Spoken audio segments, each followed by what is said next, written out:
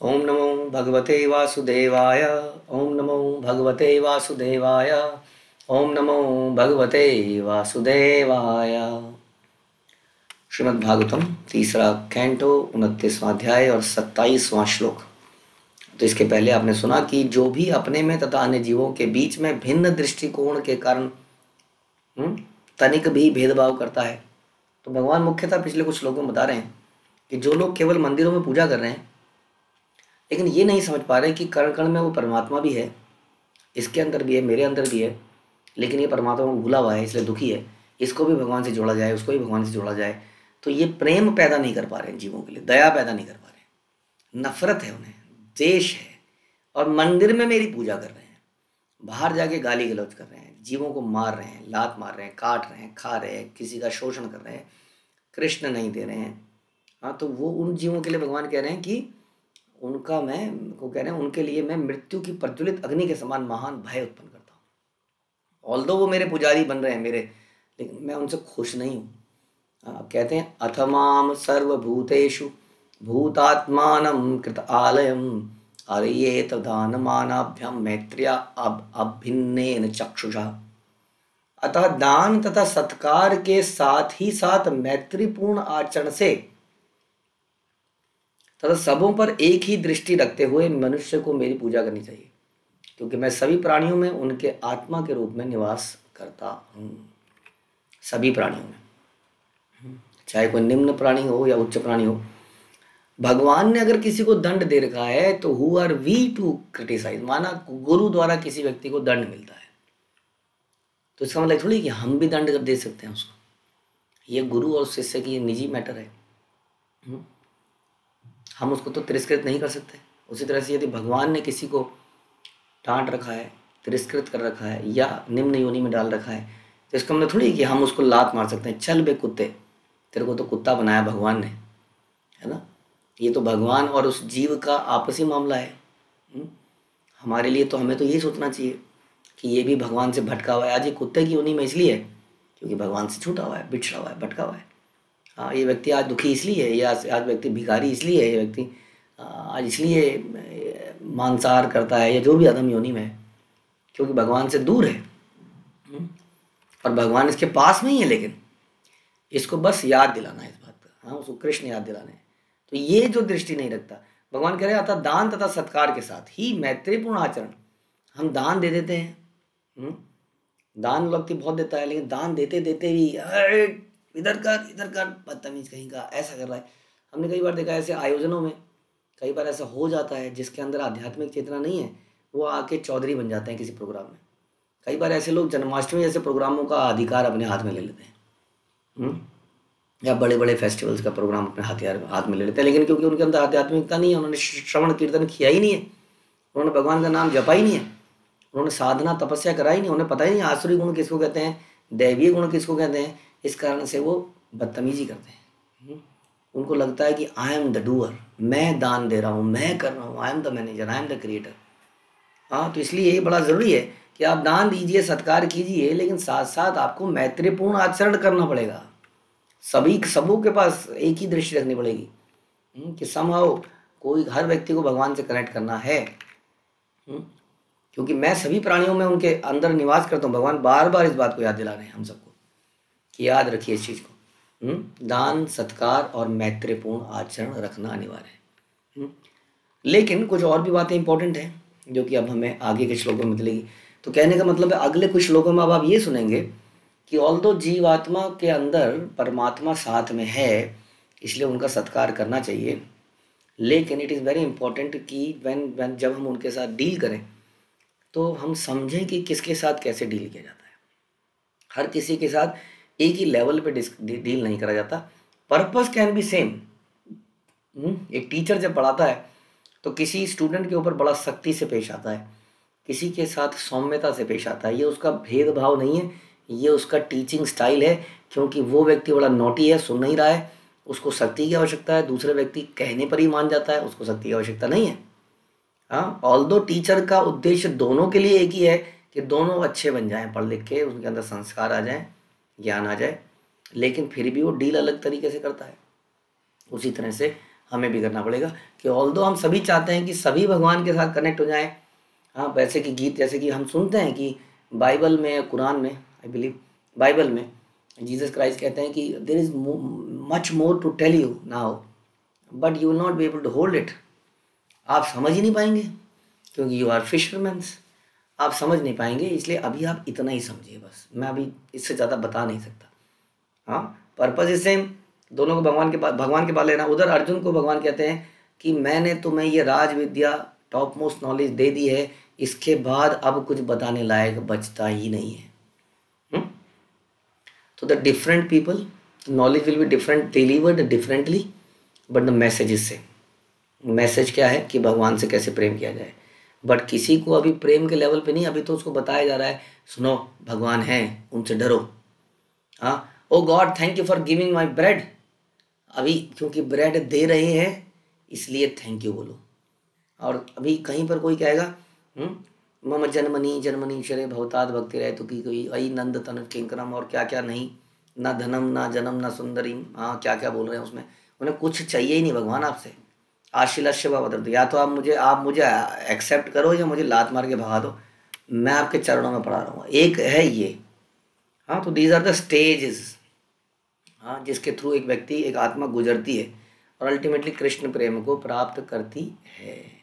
हाँ, तो उद्देश्य सेम ही है लेकिन मैसेज अलग अलग तरीके से दिया जा रहा है। इसी तरह हमें अलग अलग लोगों से अलग अलग तरह से डील करना है अल्टीमेटली भगवान के सरेंडर करने के लिए। इसलिए आगे के कुछ श्लोक शुरू होते हैं, इसे बोला जाता है जीवा श्रेष्ठा ही आजीवानाम ततः प्राणामृता शुभे ततः सचितः परवरा ततः च इंद्रियः वृत्तयः। हे कल्याणी माँ, जीवात्माएं अचेतन पदार्थों से श्रेष्ठ हैं।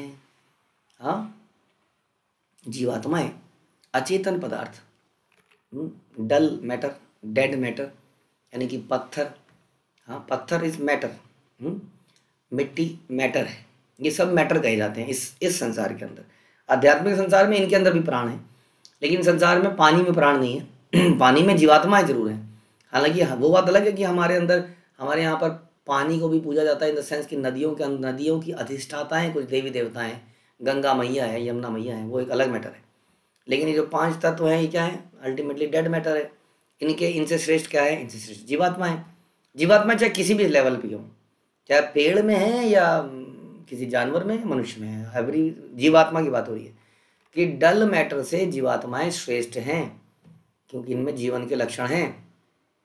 इनकी अपेक्षा विकसित चेतना वाले पशु श्रेष्ठ हैं। अब जीवात्माओं के अंदर देख रहे हैं कि जीवात्माओं में कई तरह की जीवात्माएं हैं। हाँ, जैसे हमने डिस्कस किया, पेड़ है, पेड़ से भी निम्न है अमीबा जैसे, कुछ एक दिन में पैदा हो रहे हैं, एक ही दिन में मर जा रहे हैं। हाँ, पता ही नहीं है, उसके अंदर कोई चेतना नहीं है, लेकिन फिर भी आत्मा है क्योंकि कुछ ना कुछ परिवर्तन शरीर में हो रहे हैं उनके भी। हाँ, तो इनकी अपेक्षा विकसित चेतना वाला पशु, पशुओं में भी बहुत सारे पशु हैं। हाँ, और अल्टीमेटली हम कहते हैं बहुत विकसित चेतना वाली पशु जैसे गाय है, इनको हम बहुत ज़्यादा विकसित चेतना वाली पशु मानते हैं। तो पशुओं में भी चेतना का लेवल है। कैसी कैसी चेतना है, लकड़बग्गा है, हाँ भेड़िया है, शेर है, और जैसे हमने बोला कुछ सतोगुणी जानवर जैसे हाथी को मान लेते हैं हम, गाय को मान लेते हैं, तो उसमें भी चेतनाएं अलग अलग हैं। तो बता रहे हैं विकसित चेतना वाला पशु श्रेष्ठ माना जाता है, और इनसे भी श्रेष्ठ हुए हैं जिनमें इंद्रिय अनुभूति विकसित हो चुकी है। इंद्रिय अनुभूति विकसित हो चुकी है। जैसे कि हम अपनी बात करें, हमें मालूम है कि मेरे जीभ को क्या अच्छा लगेगा, मेरी आँख को क्या अच्छा लगेगा, मेरे नाक को क्या अच्छा लगेगा। जैसे अलग अलग इंडस्ट्री है, नाक के लिए परफ्यूम इंडस्ट्री है बहुत बड़ी, जीभ के लिए तो क्या क्या आप जानते हैं, आँखों के लिए बहुत कुछ है। तो हम अलग अलग इंद्रियों को तुष्ट करना जानते हैं हम लोग, मनुष्य लोग। हाँ, तो ज़्यादा चेतना विकसित है, बट वास्तव में मनुष्यों में भी ये चेतना भी लो है क्योंकि ये भी इंद्रियों के लेवल की चेतना है। जो आत्मा के लेवल की चेतना को जानता है वो वास्तव में और ज़्यादा उन्नत है क्योंकि वो आत्मा को समझ रहा है, वो इस सेंसेस के ऊपर आत्मा को समझ रहा है कि आत्मा किसको बिलोंग करती है। इसलिए इस प्रकार से ये चेतना का डेवलपमेंट होता है, और ये चेतना का डेवलपमेंट करा जा सकता है धीरे धीरे। जानवरों में तो नहीं हो सकता है, लेकिन मनुष्य में ये बाई ट्रेनिंग इसको उठाया जा सकता है। तो इस तरह से बता रहे हैं कि अलग अलग सबको आप माना कि सब में ईश्वर हैं, सब में समता है, लेकिन फिर भी इन सब में भिन्नता भी है, उन भिन्नताओं को समझना पड़ेगा। माना एक परिवार है, एक ही परिवार है, एक ही पिता के परिवार है, लेकिन जब एक लड़की शादी करके उस परिवार में आती है तो सबके साथ एक तरह से डील नहीं करती है। वो समझती है एक तो है, एक ही परिवार है, लेकिन भिन्नता भी है। कोई जेठ है, कोई नंद है, कोई देवर है, कोई कुछ है, कोई कुछ है। तो अलग अलग तरह का व्यवहार है। इसको समझाने को कह रहे। तत्रापि स्पर्श वेदिभ्य प्रवरार सवेदिना तेभ्य गंध विदा श्रेष्ठा तथा शब्द विदावरा। इंद्रिय वृत्ति अनुभूति से युक्त जीवों में से जिन्होंने स्वाद की अनुभूति विकसित कर ली है, वे स्पर्श अनुभूति विकसित किए हुए जीवों से श्रेष्ठ हैं। समझे आप? कई जीवों को जब टच होता है तब महसूस होता है, उन्हें कुछ नहीं पता। कई जीवों की ना आंखें ही नहीं पता है, जैसे उल्लू के सामने आप दिन में जाओगे तो दिख ही नहीं रहा है। कई जीवात्माओं को दिखता नहीं, हमें लगता है दिखता है। जब उन किसी को गंध आ रही होती है, बस किसी को जब हल्का सा स्पर्श होगा तो भाग जाएगा, वो स्पर्श करते ही भागेगा। हाँ, कहता है कि लिंग जिसने स्वाद डेवलप कर लिया है जीव का, हाँ, तो वो बेटर है उनसे जो लोग केवल स्पर्श से देखते हैं। इनसे भी वे श्रेष्ठ हैं जिन्होंने गंध की अनुभूति कर ली है, इनसे भी श्रेष्ठ हैं जिन्होंने श्रवण इंद्रिया विकसित कर ली है। हाँ, श्रवण इंद्रिया। तो इसमें काफ़ी डिस्कशन करा जा सकता है, मुझे लगता है एंडलेस डिस्कशन है, लेकिन अल्टीमेटली आप समझ लीजिए मनुष्य इसमें सब में टॉप में आता है। क्योंकि उसने श्रवण इंद्रिया, स्वाद इंद्रिया, गंध इंद्रिया, दृष्टि इंद्रिय, सब इंद्रिय को विकसित कर लिया है अच्छे तरीके से। हाँ, और विकसित ने उसके ऊपर भी विकसित कर लिया है। वो केवल ये नहीं जानता है कि म्यूज़िक अच्छा है, वो ये भी समझता है कि कब कौन सा म्यूज़िक बजना चाहिए। हाँ, हायर चेतना के लिए मैं कैसा म्यूज़िक, हरे कृष्णा कीर्तन सुनूं या मैं रॉक डांस सुनूं, वो सब कुछ समझता है, बहुत कुछ। केवल श्रवण इंद्रिय को विकसित नहीं किया उसने, उसने डीप फिलॉसफी भी विकसित कर लिया, अगर कर ली है तो।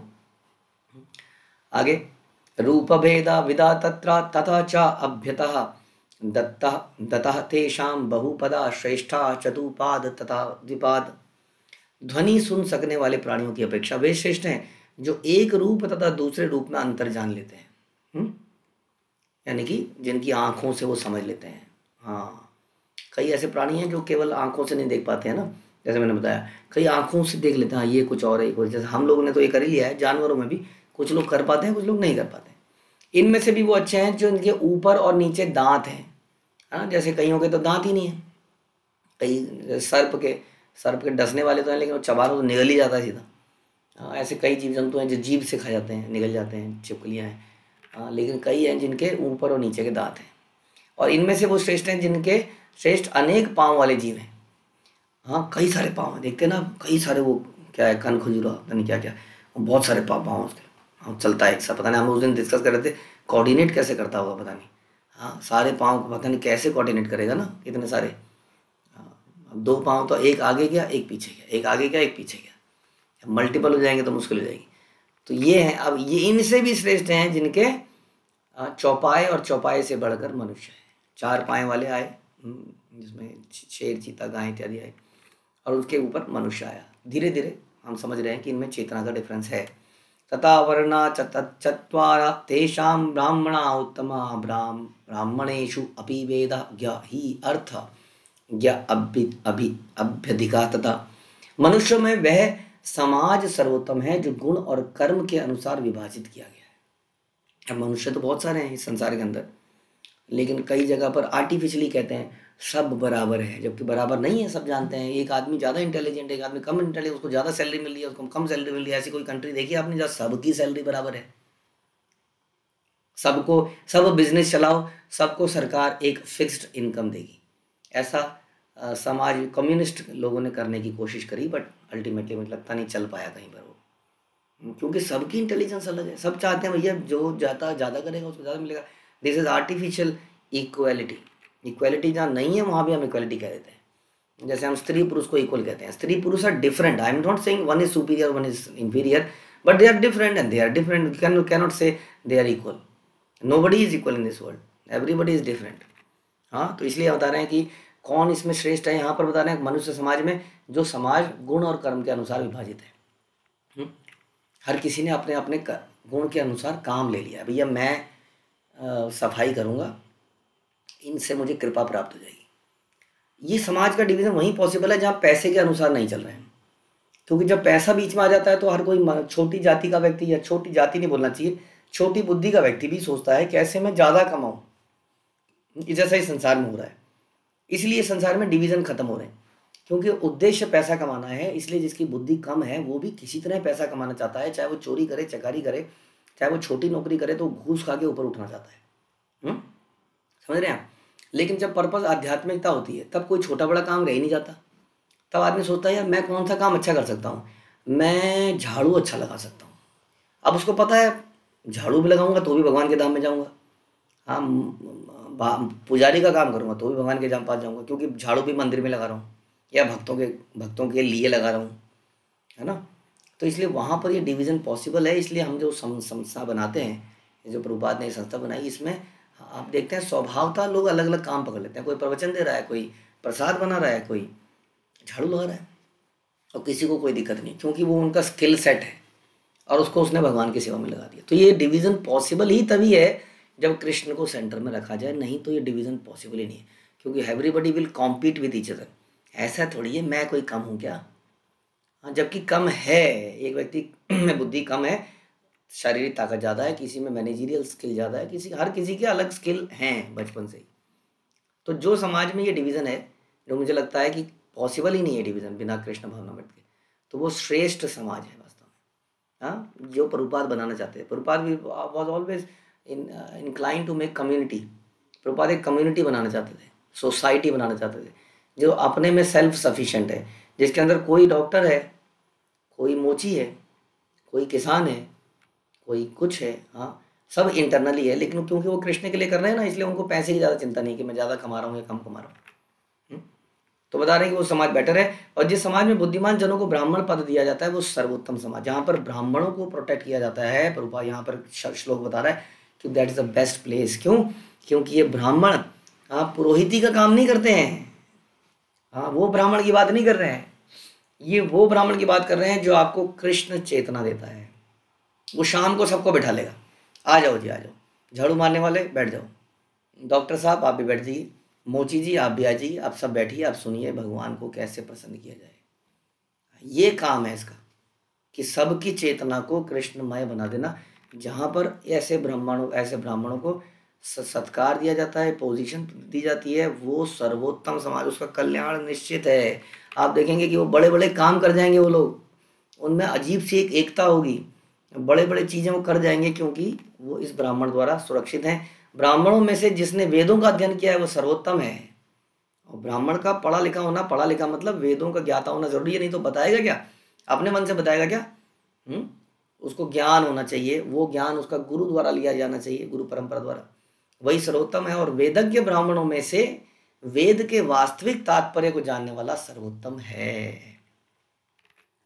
वेदेश सर्वेर अहम एव वेद्या वेदांत कृत वेद विदेशा, कि वेदों से मुझको जानना है, भगवान कहते हैं। इसलिए वो ब्राह्मण जो कृष्ण को जानता है, और न केवल जानता है, वो ये समझता है कि कृष्ण को कैसे प्रसन्न कर सकते हैं, कैसे सर्व कर सकते हैं, और वो ये जानता है कि दूसरों को इस सर्विस में कैसे लगा सकते हैं, वो श्रेष्ठ है, वो सर्वोत्तम है, वो समाज सर्वोत्तम है, उसको अवश्य ही कृष्ण प्राप्ति होगी। तो ये डिफरेंसेस हैं। इस डिफरेंसेस के अनुसार हम और चर्चा करेंगे आगे, कैसे डील किया जाता है अलग अलग लोगों के साथ। This is very practical. इसलिए हमने ये डिस्कस किया, आर्टिफिशियल लेवल पे बराबर मानना is not good, there is always a difference, but हर किसी को बराबर चांस है भगवान के धाम में जाने का, यदि वो भगवान के लिए सर्व करे। हरे कृष्ण। श्रील प्रभुपाद की जय। ग्रंथराज श्रीमद् भागवतम की